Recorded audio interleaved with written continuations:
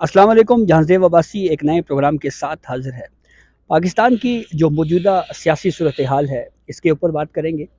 اور ایک سوال بار بار اس وقت ڈسکش ضرور ہو رہا ہے، اور وہ سوال یہ ہے کہ الیکشن سے پہلے ایک چیز تو کلیئر تھی کہ عمران خان مائنس ہو رہے ہیں، لیکن یہ -2 کیوں ہو گیا؟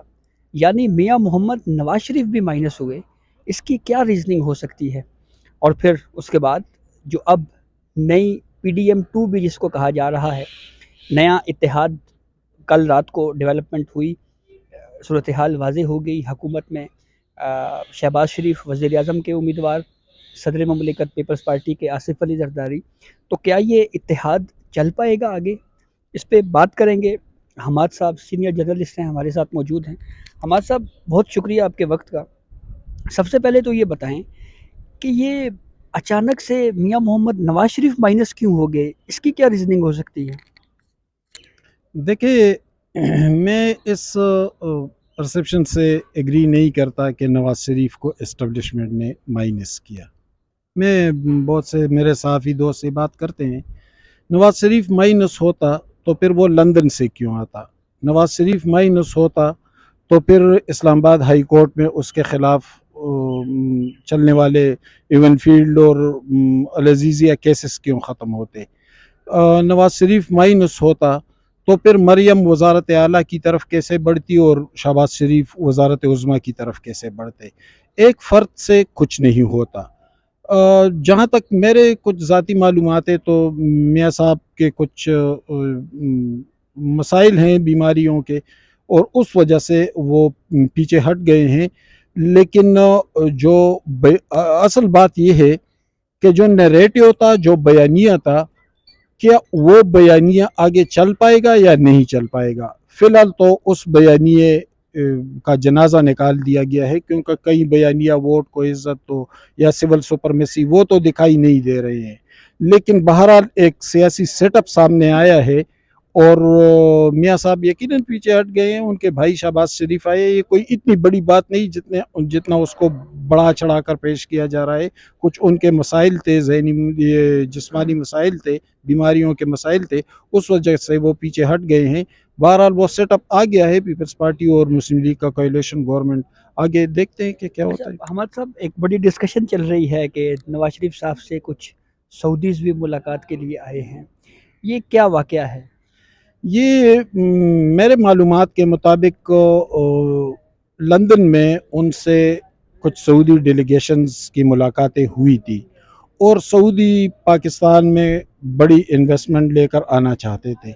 لیکن وہ ایک سازگار فضا کی تلاش میں تھے، اور سازگار فضا ان کو وہی دکھائی دے رہی تھی کہ نواز شریف کی شکل میں، کہ وہ ملک کو چلانے کی صلاحیت بھی رکھتے ہیں، ان میں استعداد بھی ہے، ان کی پوٹینشل ہے. تو ان کی ملاقات ہوئی تھی نواز شریف سے، جس پہ نواز شریف ایگری ہو گئے تھے، اور پھر سعودیوں نے اسی ملاقات کو ایکسٹینڈ کیا پاکستانی اسٹیبلشمنٹ تک اور چائنیز گورنمنٹ تک. اور پھر یہ ایک ٹرائی کا، جس میں UAE گورنمنٹ بھی شامل تھی، پھر اس ٹرائی کا نے اس پروجیکٹ کو آگے بڑھایا، جس کے نتیجے میں نواز شریف واپس آئے اور الیکشن ہوئے. اور اب بھی کل جو سیٹنگ ہوئی ہے تو اس میں حکومت کی طرف وہ بڑھ رہے ہیں چند دنوں میں. اچھا حماد صاحب، یہ جو نیا اتحاد بنا ہے پاکستان پیپلز پارٹی اور مسلم لیگ نون کا، اس کو آپ کیسا دیکھتے ہیں؟ یہ جو اتحاد ہے، یا جو محبت ہے، یا یہ جو دوستی ہے، کیا آپ سمجھتے ہیں کہ یہ 5 سال تک چلے گی؟ کیونکہ کل کی پریس کانفرنس پہ اگر ہم بات کریں تو بلاول نے یہ تو کہا کہ آصف علی زرداری صاحب 5 سال کے لیے ہیں. وہ یہ بھی تو کہہ سکتے تھے کہ شہباز شریف بھی 5 سال کے لیے ہیں. دیکھیں جہاں زیب، یہاں بھی میری رائے جو ہے وہ دوسرے صحافی دوستوں سے مختلف ہے. جس طرح نواز شریف کے پیچھے ہٹنے کے حوالے سے میں نے آپ سے کہا کہ میری رائے مختلف ہے، تو یہاں بھی میری رائے مختلف ہے. دیکھیں، میں نہیں سمجھتا کہ یہ حکومت جلد ختم ہو جائے گی.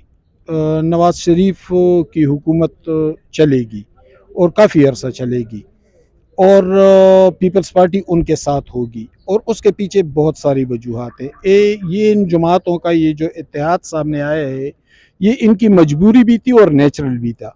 مجبوری یوں تھی کہ اگر آپ کو یاد ہو تو 90s میں دونوں جماعتیں بڑی اکثریت لے گئی تھی. پیپلز پارٹی کے پاس غالباً پنجاب میں 94 سیٹس تھے اور مسلم لیگ کے پاس بھی 100 راؤنڈ اباؤٹ سیٹس تھے، لیکن وزیر اعلیٰ نہ ان میں سے بنا نہ ان میں سے بنا. ان دونوں کے نفاق نے یہ کیا کہ 18 سیٹوں والا منظور وٹو آ کر ان دونوں جماعتوں کے اوپر بیٹھ گیا تھا اور پھر نہ ان کو کام کرنے دیا تھا نہ ان کو کام کرنے دیا تھا. لیکن البتہ منظور وٹو اور اس کے دوستوں کے معاملات چلتے رہے. پھر بعد میں عارف نقئی چند سیٹوں کے ساتھ آ کر وزیر اعلیٰ بنے اور یہ سلسلہ پرویز الہی تک چلا. ایک تو دونوں جماعتیں کافی تجربہ کار بھی ہے اور دونوں جماعتوں کے جو لیڈرز ہیں نواز شریف اور آصف زرداری وہ بڑے جاندیدہ سیاسی لوگ ہیں، تو انہوں نے اس سے سیکھا. دوسری بات یہ ہے کہ پی ٹی آئی ایک ہجوم کی شکل میں موجود ہے اس ملک میں. ان کا بڑا ووٹ بینک بھی ہے، شور شرابہ بھی ہے، گالم گلوچ بھی ہے، سب کچھ ہے. اگر یہ جماعتیں آپس میں نہ بیٹھے، اگر یہ جماعتیں آپس میں اختلافات لے کر چلے تو پھر پی ٹی آئی کو راستہ ملے گا. ان جماعتوں نے گورنمنٹ چلانی ہے، ان جماعتوں نے معیشت کو سنبھالنا ہے، ان جماعتوں نے پارلیمان کو مضبوط بنانا ہے، عدالتی نظام کو مضبوط بنانا ہے. تبھی یہ پی ٹی آئی کا مقابلہ کر سکیں گے اور ان کو پیچھے دھکیل سکیں گے. یہ دونوں جماعتوں کی مجبوری ہے اور یہ ہونا ہی تھا. یہ ایکسپیکٹڈ ہے، یہ ان ایکسپیکٹڈ نہیں ہے. یعنی آپ کہہ رہے ہیں کہ حالات اس طرح کے تھے جس کی وجہ سے یہ دونوں جماعتیں جو ہیں جی، جو معروضی حالات تھے وہ سیاسی حالات بھی ہیں، وہ معاشی حالات بھی ہیں، وہ کچھ اسٹیبلشمنٹ کے ساتھ معاملات بھی تھے. کل بھی شہباز شریف اور بلاول پنڈی رہے آدھا دن، تو ظاہر ہے کہ ان کے ساتھ ہی تو چلنا ہے. تو جو مجموعی منظرنامہ ہے اس مجموعی منظرنامے کے تناظر میں ان جماعتوں کو اکٹھے ملنا تھا. اس کے علاوہ کوئی راستہ نہیں. بلکہ رات میں نے ایک ٹی وی شو میں کہا کہ مولانا نے بھی بالآخر آ کر ان کے ساتھ ہی ملنا ہے.